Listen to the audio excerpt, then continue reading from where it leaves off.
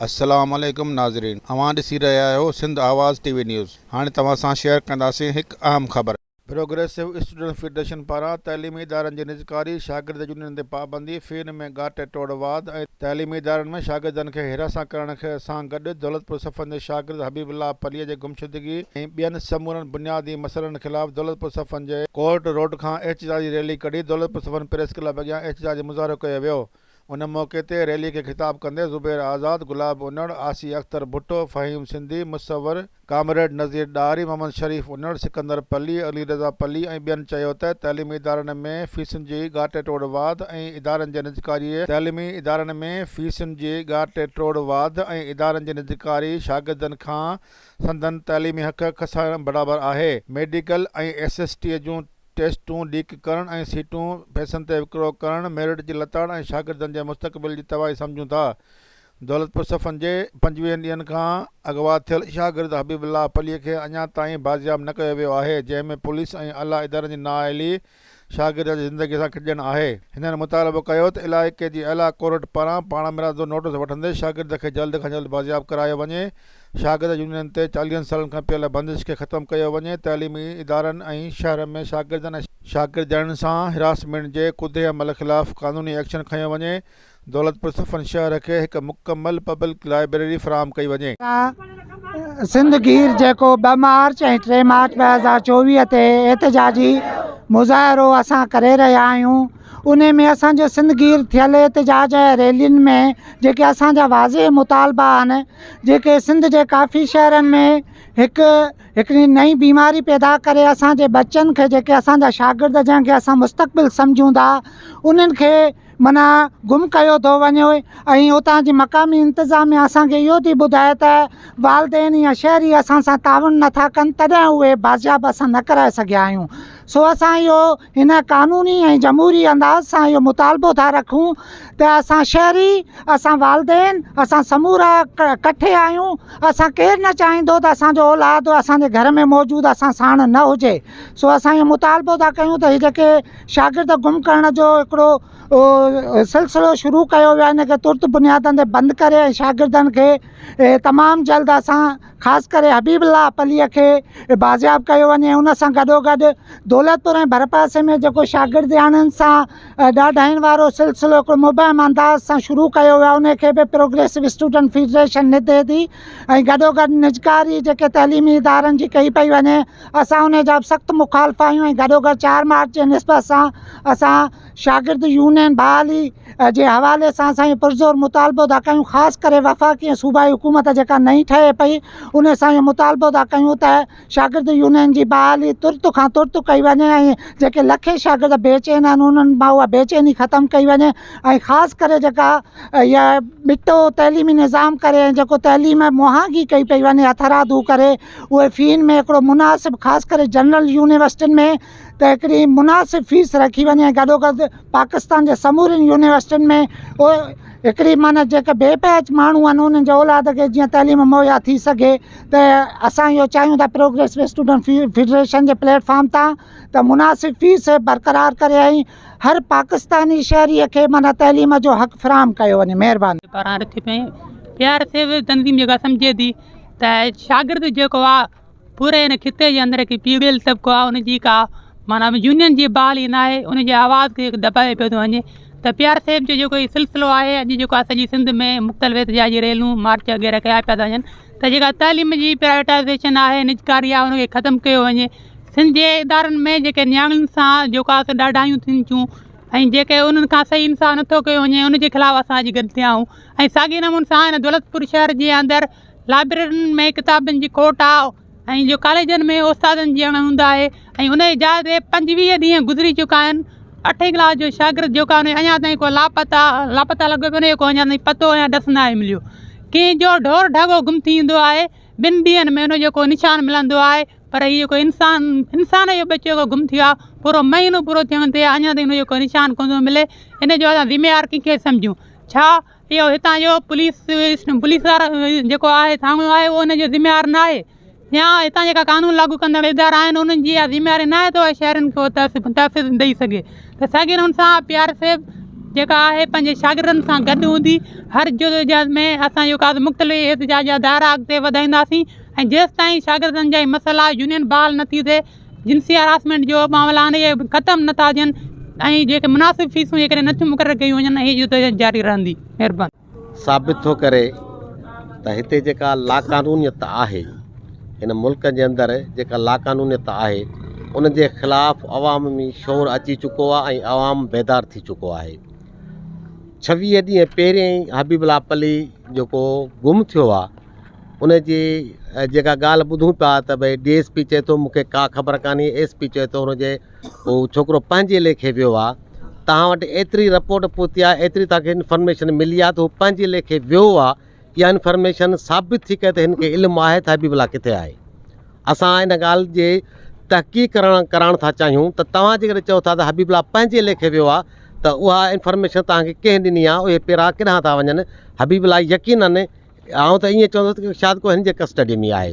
उनखां पोइ जेके निजकारीअ जो ढोंग हिन रचायो आहे, मुख़्तलिफ़ NGOs खे तालीमी इदारा ॾेई, उहे NGOs वारा जेके घटि पढ़िया माण्हू बि आहिनि उहे तालीमी इदारा हलाइनि था। हीअ जेके मिनिस्टर तालीम सेक्रेटरी जेके वेठा आहिनि, जेके लाखों रुपयनि में पघार खणनि था ऐं वॾा उहिदा वॾियूं गाॾियूं रखियो वेठा आहिनि, हिन खां तालीमी इदारा नथा हलाइनि, हीअ निजकारी जे बुनियाद ते था हलाइनि। पाण इंतिहाई करप्ट माण्हू आहिनि, पंहिंजे जेकॾहिं पेट खां अॻिते निहारीनि कोन था। जेकॾहिं ही पाण करप्शन चवंदा त तालीमी इदारा अॼु बि तमामु बहितर नमूना हलनि पिया। ऐं त एतिरी ॻाल्हि कंदुसि त असांजी सिटी अंदरि केतिरा तालीमी इदारा शानदार हलनि पिया, इन नज़र कान थी पवनि। ईअं ई मुख़्तलिफ़ शहर में तमामु भला इदारा हलनि पिया, पर ही ॼाणी बुझी असांखे तबाह ऐं बर्बादु कनि था। छो त तालीम इंसान जी चवंदा आहिनि त अखि आहे, जेकॾहिं उहा अखि ख़तमु थी वेंदी त माण्हू अंधो थी वेंदो। तालीम ख़तमु करे ई असांखे जेको आहे ख़तमु करणु था चाहिनि। इन करे असीं हिन एहतिजाज ज़रिए पुरज़ोर मुतालबो था करियूं त भई निजकारी ख़तमु कयो, हबीबुल्लाह खे आज़ादु कयो ऐं शागिर्दनि लाइ जेके ॻरियूं ॻरियूं फीसूं तव्हां मुक़ररु कयूं आहिनि उन फीस खे ख़तमु करे तालीम मुफ़्त कई वञे। वॾी महिरबानी। जी त GSM लतीफ़, हीअ जेको एहतिजाज जो सॾु रैलियूं, इन जो मेन कारण त तइलीमी इदारनि में जेके मसइला मसाइल शागिर्दनि सां हुजनि, मेन प्लेटफॉर्म ते हुजनि या कंहिं रोड ते हुजनि, रस्ते ते हुजनि, जिथे बि हुजनि, शागिर्द हुन जे लाइ सरापा एहतिजाज आहिनि। हीअ PRSF हिकिड़ी शागिर्दनि जी तंज़ीम आहे ऐं शागिर्द तंज़ीमुनि जे थ्रू ऐं हबीबुल्लाह पली जे वालिदैन जे थ्रू हिन इदारनि खे हिकिड़ो चुता थो ॾियां त बराए महिरबानी उन में दौलतपुर जूं जेके बि सॼाण दुरियूं समाजी या सोशल वर्कर जेके बि असां हर सॾ में सॾु ॾेई रहिया आहिनि, बराए महिरबानी ऐं कुर्ब उन्हनि जा। पर हिन इदारनि में वेठल जेके ना आयल SHO दौलतपुर, ना आयल DSP दौलतपुर या SSP दौलतपुर, DIG शहीद बेनज़ीर परवेज़ चांडियो, कंहिं इतलाउ जे थ्रू कंहिं मालूमात जे थ्रू उनखे का डेटा मिली, उन डेटा जे थ्रू असांखे ॿुधायो त भाउ हबीबुल्लाह पाण ई वियो आहे। छा इदारनि जी नाअहली इहा आहे त जॻह जॻह ते लॻल CCTV कैमराऊं हुजनि, को मसइला मसाइल हुजनि, कुझु बि हुजनि। असां जॾहिं SHO दौलतपुर खे वठी हिस्कोल डिपू गो डिपू वटि पहुतासीं त हुन असांखे बिल्कुलु लातलकी ॾसी त बाबा हीअ तव्हांजो कमु न आहे, हीअ इदारनि जो कमु आहे, इदारा पाण खोल आहिनि। उते हली ईअं ई मिंथ पिया कनि जीअं आम माण्हू हुन इदारनि खे मिंथ कंदो आहे। छा तव्हां वटि उहो पावर न आहे, पावर ऑफ अटार्नी न आहे? तव्हां सिर्फ़ु असांजे टैक्स ते पलजंदड़ हिकिड़ा कुता आहियो जेके सिर्फ़ु ई सिर्फ़ु मनमानियूं करे बंगलनि में सुता पिया आहियो। छा इहे बंगलनि में सुम्हणु हीअ इदारनि जे तरफ़ां असांखे मुनासिबु नथो लॻे।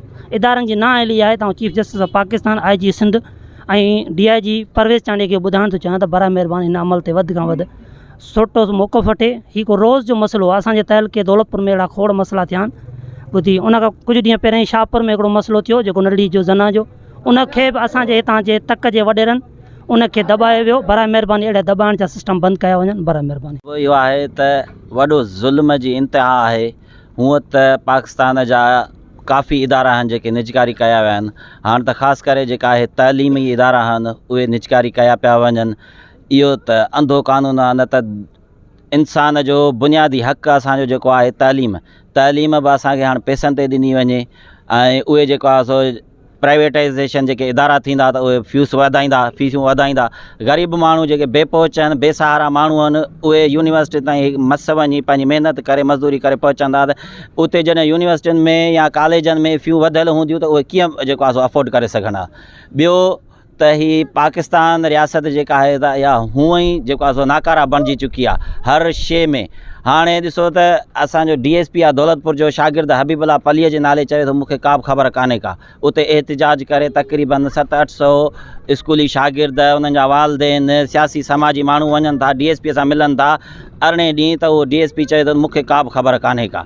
हाणे ज़रियनि खां मालूम थियो आहे त SP सां जॾहिं दोस्त मिलिया आहिनि या उनखे कंहिं चयो आहे, ज़ोर विधो आहे त भाई जेको आहे सो शागिर्द हबीबुल्ला पली असांखे बाज़ियाब कराए ॾिनो वञे, त उन लाइ SP चए थो त छोकिरो पाण वियो आहे ऐं जेको आहे सो मालिक वञी ॻोल्हिनि।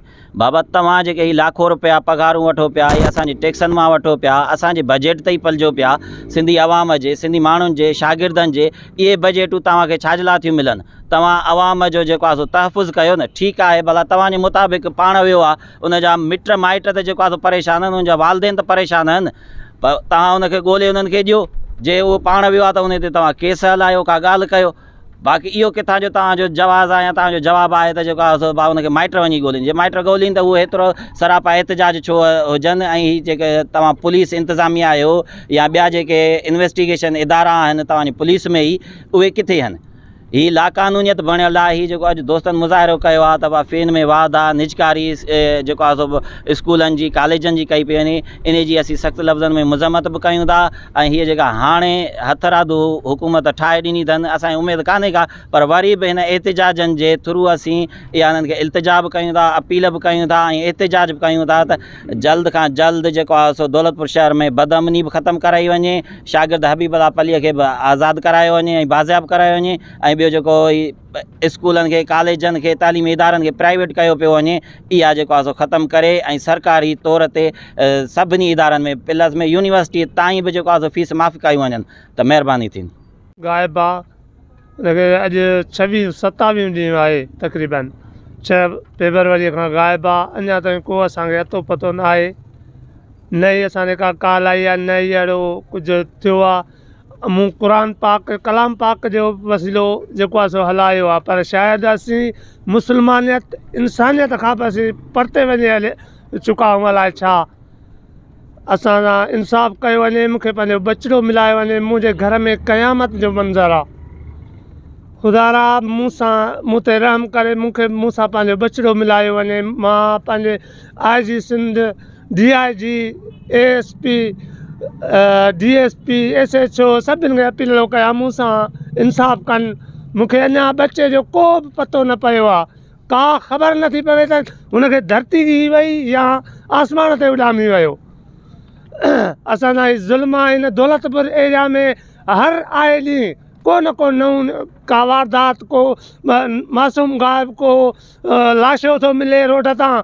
इहो ख़ुदा इंसाफ़ु करे इन लाइ जेको आहे सो कुझु इंतिज़ामिया खे मां ॿाहूं ॿधी अपील थो कयां त ख़ुदा असांजे हिन बचिड़नि, हिन नंढड़नि मज़दूरनि, ग़रीबनि, बेवस इंसाननि ते को रहम कयो। ख़ुदा जे वास्ते हीउ ज़ुल्म बंदि कयो। असांजे हिन नंढड़े शहर मां असांजी ज़िंदगी अज़ाब बणिजी वई आहे।